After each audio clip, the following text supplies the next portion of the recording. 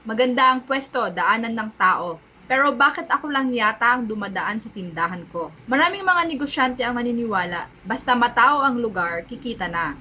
Pero kahit 1,000 pa ang dumaan dyan sa pwesto mo, kung hindi talaga sila ang target market mo, wala rin. Ang tanong, mas mahalaga ba yung ideya mo o yung gusto ng mga tao sa paligid mo? Minsan akala natin maganda yung concept mo, pero hindi pala yan yung hinahanap ng tao. Hindi yan yung hinahanap ng market mo. Hindi pa panahon o hindi para sa lugar na yan.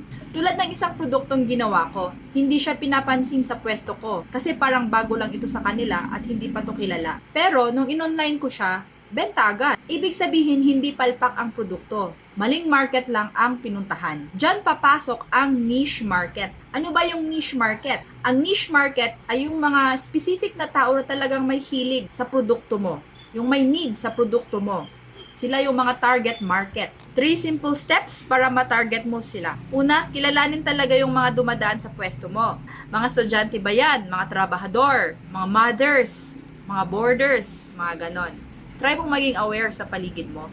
Alamin kung ano yung mga produkto na pwedeng swak sa lifestyle nila na kaya mong i-provide. Hindi mo naman kailangan talaga ng maraming customer. Kailangan mo lang talaga yung customer na pabalik-balik. Number 3, ayusin mo ang branding at presyo para sa kanila. Kung masa ang market, dapat abot kaya. Kung premium, dapat high quality din. Hindi sapat ang magandang location lang. Kailangan match din ang produkto sa pangangailangan ng tao. Ang negosyo ay hindi tungkol sa ego, ito'y tungkol sa iyong serbisyo. Comment swak kung relate ka. Follow Kahong Bees Daily Discarte for more real talk.